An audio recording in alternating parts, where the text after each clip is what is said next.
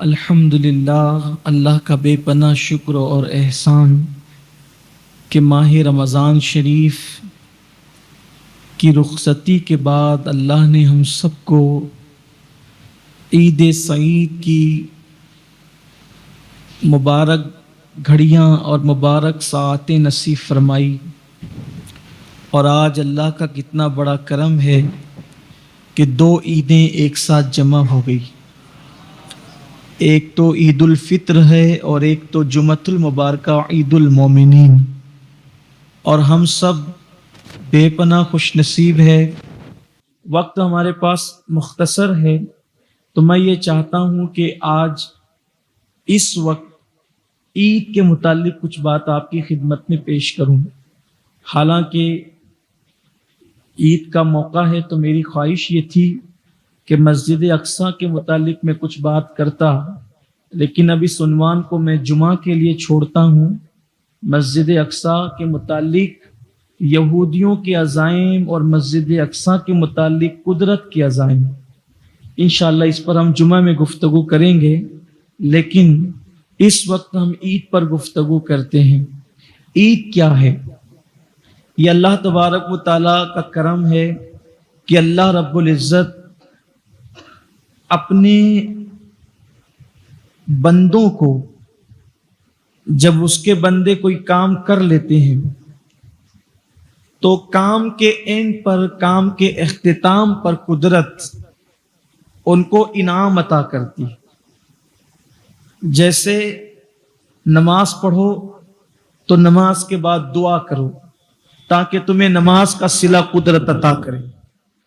اسی طریقے سے حج کرو تو حج میں بھی جو بڑا رکن ہے، میرے آقا علیہ السلام کی حدیث ہے الحج عرفہ، کہ عرفات ہی حج ہے۔ تو آقا کریم صلی اللہ علیہ وآلہ وسلم نے عرفات میں بھی دعا کا نظام رکھا، بلکہ دعا ہی کی جاتی ہے میدان عرفات کے اندر۔ اسی طریقے سے جب قربانی ہو رہی ہو تو اس وقت بھی وہاں کھڑے رہ کر کے دعا کرنے کا حکم ہے کہ اس وقت دعائیں مقبول ہوتی ہے، قبول ہوتی ہے۔ تو اسی طرح سے جب مسلمان روزوں کو ادا کرتے ہیں، مہینہ بھر تراویح پڑھتے ہیں، مہینہ بھر روزے رکھتے ہیں، زکوٰۃ ادا کرتے ہیں، عبادتوں کی کو سر انجام دیتے ہیں، تو اللہ تبارک و تعالی انعام کے طور پر مسلمانوں کو عید کا دن عطا فرماتا ہے۔ اور عید کہتے ہیں وہ خوشی جو پلٹ پلٹ کر آئے، بار بار آئے۔ چونکہ یہ پلٹ پلٹ کر آتی ہے، بار بار آتی ہے، ہر سال آتی ہے، اسی لیے اس کو عید کہتے ہیں۔ یہ وہ خوشی ہے جو پلٹ پلٹ کر آ رہی ہے اور انشاءاللہ قیامت تک یہ پلٹ پلٹ کر آتی رہے گی۔ تو یہ خوشی کا دن ہے۔ اور یہ خوشی کا دن کیا ہے؟ جب عید کا دن آتا ہے تو صبح کے وقت فرشتے مسلمانوں کی گلیوں کے اندر اور محلوں کے اندر اعلان کرتے، اللہ کے بندو چلو، اللہ تبارک و تعالیٰ تمہیں نعمتیں عطا فرما رہا ہے، اللہ تمہیں نوازنے کے لیے بلا رہا ہے، چلو عبادت گاہوں کی طرف، چلو عید گاہوں کی طرف، چلو نماز کی ادائیگی کی طرف۔ اللہ کے حبیب صلی اللہ علیہ وآلہ وسلم جب عید کا دن آتا تھا تو اللہ کے حبیب علیہ الصلوۃ والتسلیم جو ہے وہ اپنے صحابہ کو ساتھ لے کر قیمتی لباس، اچھا لباس، جس کو جو اللہ تعالیٰ نے میسر فرمایا ہو، ہر آدمی اپنی حیثیت کے مطابق اچھا لباس پہنے، خوشبو لگائے، سرما پہنے، مسواک کرے، انگوٹھی پہنے اور پھر عبادت کے لیے چلے۔ آقا کریم صلی اللہ علیہ وآلہ وسلم عید کے دن اتنی خوشی کا اظہار فرماتے تھے کہ حضور علیہ السلام جب عید کا دن آتا تھا تو اس اہتمام سے نکلتے تھے اپنے گھر سے کہ حضور کے وجود پر یمنی چادر ہوتی تھی، برد یمانی جس کو کہتے ہیں۔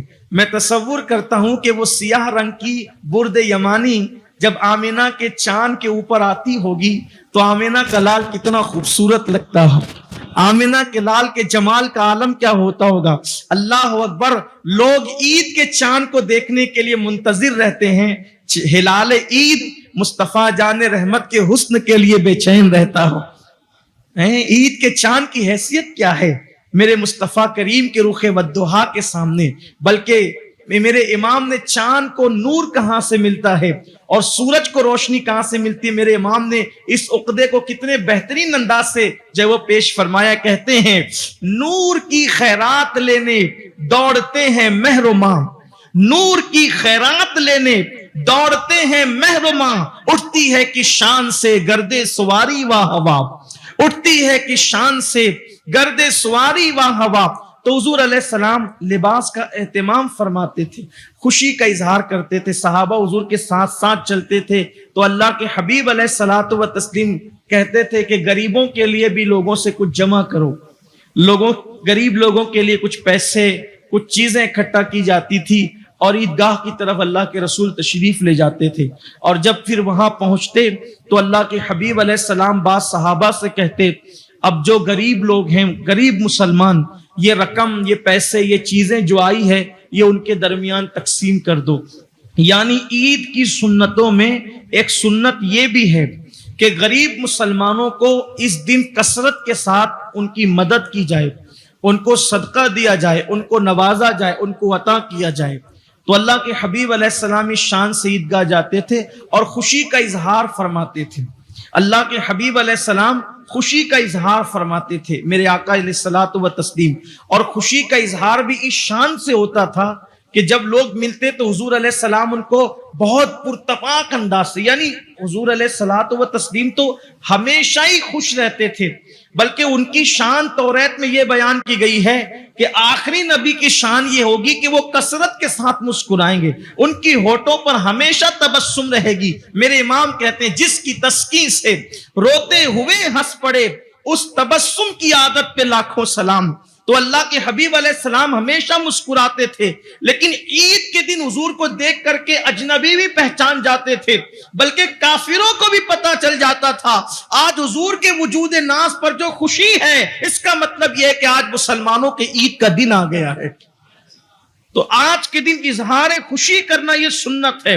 بچوں پر خرچ کیا جائے، گھر والوں پر خرچ کیا جائے، لوگوں سے ملا جائے، ملاقات کی جائے پرتپاک انداز میں. اور آج کے دن مصافحہ کرنے کے ساتھ گلے ملنا یہ بھی سنت ہے. اللہ کے حبیب علیہ السلام کی سنت ہے کہ گلے ملا جائے، ایک دوسرے سے بغل گیر ہوا جائے. اس کے اندر کیا حکمت ہے کہ عید کے دن دیکھیے مصافحہ جب جب ملو تب تب سنت، لیکن معانقہ جس کو کہتے ہیں یعنی گلے ملنا، وہ سفر سے آؤ تو سنت ہے، جمعہ کے دن سنت ہے یا عید کے دن سنت ہے. بس اس کو روز کے لیے نہیں رکھا، روز پسند بھی نہیں فرمایا، بلکہ اس کو مخصوص موقع پہ رکھا گیا. کیوں مسلمان مل رہے ہیں عید کے دن؟ گلے کیوں مل رہے ہیں؟ گلے اس لیے مل رہے ہیں کہ مسلمان لوگوں کو بتا رہے کہ صرف ہماری ہتھیلیاں نہیں ملی ہوئی ہے بلکہ ہمارے دل بھی ایک دوسرے سے ملے ہوئے ہیں. یہ عید کا فلسفہ ہے کہ ہمارے دل بھی ایک دوسرے سے ملے ہوئے ہیں. یہاں پر ان لوگوں کے بارے میں فرمایا گیا، اللہ کے رسول علیہ السلام نے فرمایا کہ قیامت کی نشانیوں میں سے ایک نشانی ہے کہ جب وہ گلے ملیں گے مگر ان کے دل نہیں ملیں گے. یہ امت کی منافقت کی علامت ہوگی. جب لوگوں کے اندر نفاق پھیل جائے گا تو وہ گلے ملیں گے لیکن ان کے دل نہیں ملیں گے. اور جب امت میں نفاق پھیل جائے تو پھر امت پر تباہی ہوگی، امت میں فتنوں کا ظہور ہوگا. تو ایک دوسرے سے ملاقات کریں، یہ بھی سنت ہے، یہ بھی میرے آقا کریم صلی اللہ علیہ وآلہ وسلم کی سنت ہے. ایک اور بات، عید کے دن اللہ کے حبیب علیہ الصلوۃ والتسلیم فرماتے ہیں کہ جب مسلمان نماز کے لیے جمع ہوتے ہیں تو اللہ تبارک و تعالیٰ فرماتا ہے میرے بندو مانگو، تم جو مانگو گے میں تمہیں عطا کروں گا. یہ اعلان ہمیشہ نہیں ہوتا، مخصوص موقع ہیں. شب برات، شب قدر، لیلۃ الجائزہ جو رات گزری نا، یہ جو شب عید ہے اس کا نام ہے لیلۃ الجائزہ. اور یہ رات بھی شب برات اور شب قدر سے کم نہیں ہے. لوگوں کو لیلۃ الجائزہ کی اہمیت نہیں پتہ ہے. اللہ کے حبیب علیہ السلام فرماتے ہیں جس نے لیلۃ الجائزہ میں یعنی شب عید میں قیام کیا تو اس قیامت کے دن اس کا دل زندہ رہے گا جس دن لوگوں کے دل مر جائیں گے. اور اس رات اللہ تبارک و تعالیٰ نے انعام کی رات قرار دیا، سو وہ گزر گئی. سو وہ گزر گئی. لیکن جب تو ایسے مخصوص موقع پہ اعلان ہوتا ہے میرے بندوں مانگو, تم جو مانگو گے میں تمہیں عطا کروں گا. تو بندے جو مانگتے اللہ تبارک و تعالیٰ ان کو عطا فرماتا ہے. اور جب وہ عید کے بعد لوٹتے ہیں تو اللہ تبارک و تعالیٰ فرشتوں سے کہتا ہے اس سے پہلے کہ یہ اپنے گھروں کو لوٹے اعلان کر دو کہ اللہ نے ان پہ گناہوں کو ایسے ختم کر دیا ہے, ان کی ایسی بخشش اور مغفرت فرما دی ہے. جس دن یہ ماں کے پیٹ سے پیدا ہوئے تھے تو ان کے نامہ اعمال میں کوئی گناہ نہیں تھا, اور یہ عید کی نماز پڑھ کے اب گھر جا رہے ہیں تو یہ گناہوں سے ایسے پاک ہو گئے ہیں جیسے ابھی اپنی ماں کے پیٹ سے پیدا ہوئے ہیں. اتنے پاک ہو کر کے لوٹتے ہیں لوگ جب عید کی نماز سے لوٹتے ہیں. تو جب مسلمان اس شان سے لوٹتے ہیں گناہوں سے پاک و صاف ہو کر, تو شیطان جو مہینے بھر سے جہنم میں مقید تھا, قید تھا, وہ آزاد کر دیا جاتا ہے عید کے دن. تو وہ اپنے سر پہ خاک ڈالتا ہے, تو اس کے جو چھوٹے چھوٹے شاگرد ہوتے ہیں, جو اور شیاطین, یعنی جس سے جو اس کی اولاد, اس کی ذریت, کیونکہ جو شیطان جسے ابلیس کہتے ہیں وہ ایک ہی ہے, اور باقی جتنے شیاطین ہیں سب اس کی اولاد ہیں. تو الگ الگ ان کی ڈیوٹیاں مقرر ہے. کچھ شیطان ایسے ہیں جو مسلمانوں میں افتراق اور فتنہ پیدا کرتے ہیں. کچھ شیطان ایسے ہیں جو مسلمانوں کی صفوں کے اندر اگر جگہ ہو تو بیچ میں گھس جاتے ہیں. کچھ شیطان ایسے ہیں جو وضو میں وسوسے پیدا کرتے ہیں. کچھ شیطان ایسے ہیں جو نماز میں وسوسے پیدا کرتے ہیں. الگ الگ شیطان ہیں, ان کی الگ الگ قسمیں ہیں. لیکن جو بڑا شیطان ہے, جب بھی شیطان کہا جاتا ہے تو وہ ابلیس جس کو نکالا گیا تھا جنت سے, وہ شیطان. باقی سب اس کی اولاد, اس کی ذریت ہے. شیطان کے متعلق بھی ہے کہ اس کی بہت اولادیں ہیں, اور شیطان کو اللہ تبارک و تعالیٰ نے اس کی شان کیسے پیدا کیا. اس کی 2 ٹانگیں ہیں. شیطان کی 2 ٹانگیں ہیں. ایک ران میں اس کے مرد جیسے اعضا ہے, اور ایک ران میں اس کی عورت جیسے اعضا ہے, اور وہ اپنے ہی سے جو ہے وہ عمل تولید کرتا ہے, اور پھر اسی سے شیاطین پیدا ہوتے ہیں. یعنی یہ شیطان کے پیدا ہونے کا ایک فلسفہ ہے, اس کی بڑی تفصیل ہے, لیکن میں نے اشارہ دیا. آپ سوچیں گے کہ بھئی شیطان سے اولاد کیسے پیدا ہوئی, شیطان کی بیوی کون ہے, شیطان کی اولاد کہاں سے آئی. تو وہ چونکہ ذہن میں بات آتی ہے تو بہت تفصیل, چونکہ عنوان سے ہم ہٹ جائیں گے, تفصیل تو نہیں بتا سکتے, لیکن اشارہ دے دیا کہ شیطان کی کوئی بیوی نہیں ہے, بلکہ شیطان کے 2 رانے ہیں, اور وہ 2 رانے 2 کام کرتی ہے, اور اسی سے اولادیں پیدا ہوتی ہیں. اس طرح مفسرین نے بیان کیا.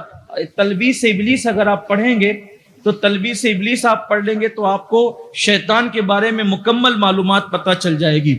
ابن الجوزی علیہ رحمہ نے اس کو لکھا ہے, اتنی ضخیم کتاب ہے, بہت دلچسپ کتاب ہے, اگر ملے تو اس کو پڑھیے گا. شیطان کے بارے میں پوری معلومات آپ کو ملے گی.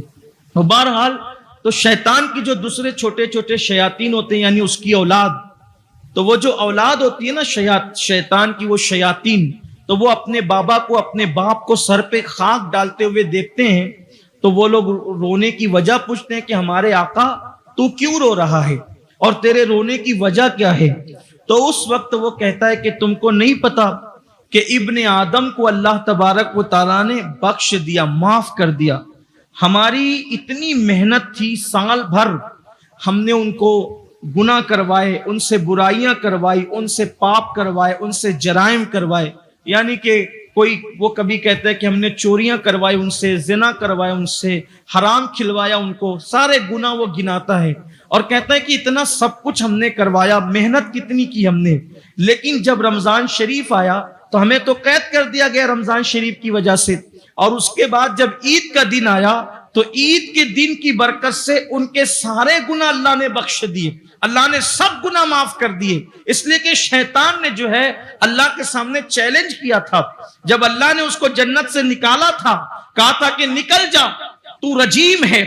اللہ تعالیٰ نے وہاں اخرج, نکل, انکا رجیم, کہ تو رجیم ہے, تو دھتکارا ہوا ہے, تو پھٹکارا ہوا ہے, نکل جا. تو اس نے اللہ کے سامنے چیلنج کیا تھا, اللہ میں نے اتنے 1000 سال عبادت کی, اس کے صلے میں تو مجھے مہلت دے, تو مجھے وقت دے, ٹائم دے. اللہ نے فرمایا ٹھیک ہے, جا, میں نے تجھے وقت دیا. اس کی عبادتیں تو بہت ہے, سجدے اس کے بہت ہیں, صرف اس کے تقریریں, اس کے خطابات, تقریباً 20,000 سال تک وہ فرشتوں میں تقریریں کرتا رہا، فرشتوں کے اندر وہ خطابات واعظ و نصیحت کرتا رہا۔ سوچو، میں حیران رہتا ہوں کہ معصوموں کے سامنے تقریریں کرتا تھا، کیسا ہوگا وہ، اتنی بڑی بڑی باتیں کرتا تھا وہ۔ تو اللہ سے اس نے کہا کہ تم مجھے موقع دے، مجھے ٹائم دے۔ اللہ نے کہا جا، میں نے تجھے آخری دن تک وقت دیا۔ جب اللہ نے اس کو وقت دیا، ٹائم دیا، تو اس نے اللہ کو چیلنج کیا، کہا کہ یہ جس آدم کی وجہ سے تو نے مجھے جنت سے نکالا ہے، اب میں اس سے یوں بدلہ لوں گا کہ آدم کی اولاد کو میں آگے سے آ کے بہکاؤں گا، پیچھے سے آ کے بہکاؤں گا، دائیں سے آ کے بہکاؤں گا، بائیں سے آ کے بہکاؤں گا۔ 4 سمتوں کا اس نے تعین کیا، آگے پیچھے دائیں بائیں، اور خوش تھا کہ اللہ نے مجھے آج مہلت دی ہے تو میں چیلنج کر رہا ہوں، اللہ کو چیلنج کر رہا تھا، اور کہتا ہے کہ میں چاروں طرف سے اس کو بہکاؤں گا، تجھ سے دور کروں گا، اپنے ساتھ جہنم میں لے جاؤں گا۔ اللہ کی رحمت نے مسکرایا اور اللہ نے فرمایا جتنا تیرا علم تھا تو نے بات کر لی، چاروں طرف سے تو میرے بندوں کو بہکائے گا، گمراہ کرے گا، لیکن اب بھی تو 2 سمت چوڑ دیا، ایک تو نے اوپر کی سمت چھوڑ دیا، ایک تو نے نیچے کی سمت چھوڑ دیا۔ یہ 2 سمتیں میری رحمتوں کی میری رحمتیں ان کی طرف متوجہ ہوگی۔ جب وہ اوپر کی طرف ہاتھ اٹھائیں گے تو جو مانگیں گے عطا کر دوں گا، جتنی مغفرت مانگیں گے معاف کر دوں گا، اور جب سر سجدے میں رکھیں گے تو میں ان کے سارے گناہوں کی بخشش فرما دوں گا۔ تو محنت کرتا رہے گا، میں معاف کرتا رہوں گا، تو ان کو گناہ کرواتا رہے گا، میں معاف کرتا رہوں گا۔ اس لیے کہ 2 سمتیں تو اب بھی چھوڑ دیا ہے، ایک اوپر کی سمت، دعا کر کے مغفرت مانگیں گے، معاف کر دے۔ بلکہ اللہ کا وعدہ ہے، جب یہ حدیث میں پڑھتا ہوں تو میں جھوم جاتا ہوں، گناہ گارم وہ لیکن خوش نصیبم۔ اللہ تعالیٰ فرشتوں سے کہتا ہے، فرشتوں تمہاری تسبیح کی آواز سے زیادہ، تمہاری تسبیح کی آواز سے زیادہ مجھے میرے گنہگاروں کے رونے کی آواز پسند ہے۔ تمہاری، فرشتوں سے کہتا ہے، فرشتوں تمہاری، کہاں وہ تسبیح، نحن نسبح بحمدک ونقدس لک، جنہیں اپنی تسبیح پہ ناز ہے۔ اللہ کہتا ہے تمہاری تسبیح کی آواز سے زیادہ مجھے گنہگاروں کا رونے، ان کے رونے کی آواز پسند ہے۔ تو فرشتے اسی لیے سال بھر کہتے ہیں، اللہ ہماری تسبیح سے زیادہ جو تجھے مسلمانوں کا رونا پسند ہے، ذرا وہ رونا ہم بھی تو دیکھیں، وہ کیسے روتے ہیں، وہ کیسے روتے، ذرا ہم بھی تو دیکھیں۔ تو اللہ تعالیٰ سال میں 1 مرتبہ شب قدر میں زمین پہ بھیجتا ہے کہ جاؤ، ہم سے کہا روتے رہو، اور ان کو کہتا ہے جا کے رونا دیکھو، تاکہ عالم و مالا تعلمون کا راز تمہیں سمجھ میں پتہ چلا۔ تسبیح سے زیادہ گناہوں پہ رونا اللہ کو پسند ہے۔ تو اللہ تعالیٰ فرماتا ہے کہ جب وہ مجھ سے گڑ گڑائیں گے، روئیں گے، تو میں ان کو عطا کروں گا۔ اور سر سجدے میں 2 سمتیں ابھی بھی باقی ہے۔ تو وہ شیطان، جو بڑا شیطان ہے، وہ اپنے بچوں سے کہتا ہے، اپنی ذریت سے کہتا ہے کتنی محنت کی، اللہ نے بخش دیا، معاف کر دیا۔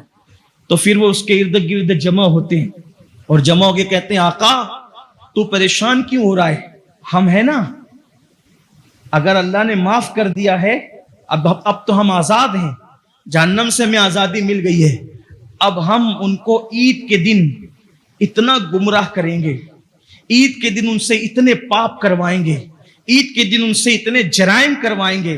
مطلب کیا؟ اگر میں تصورات میں شیاطین کی بات بیان کروں اپنے الفاظ کے جامع میں، تو کیا کہتے ہیں، عید کا دن آ گیا نا، جمعہ کو عید آئی ہے، جمعہ ہی پڑھنے نہیں دیں گے، جمعہ ہی پڑھنے، دیکھ لیجئے گا بہت سارے میرے ایسے عزیز بھائی ہوں گے جو جمعہ میں نہیں آئیں گے، آج انہیں فرصت نہیں ہوگی، موقع نہیں ہوگا ان کے پاس، یہ بھی ہوگا۔ اور بورڈوں پہ لکھا ہوگا، اب تو بورڈ کا ٹائم چلا گیا، واٹس ایپ پر آئے گا، بھائی عید کی خوشی میں جمعہ کی نماز پڑھنا نہ بھولیں۔ تو عید کی خوشی میں جمعہ کی نماز پڑھنا نہ بھولے کا مطلب کیا ہے؟ اگر مسلمان کو جمعہ کے لیے بھی یاد دہانی کروانی پڑے تو پھر مسلمان کیسا؟ پھر کورونا کی تباہیاں نہیں ہوگی کہ جو جمعہ بھی نہ پڑھے، جو جمعہ کی نماز بھی نہ پڑھے، پھر ان پر کورونا کی تباہیاں نہیں ہوگی تو کیا ہوگا؟ پھر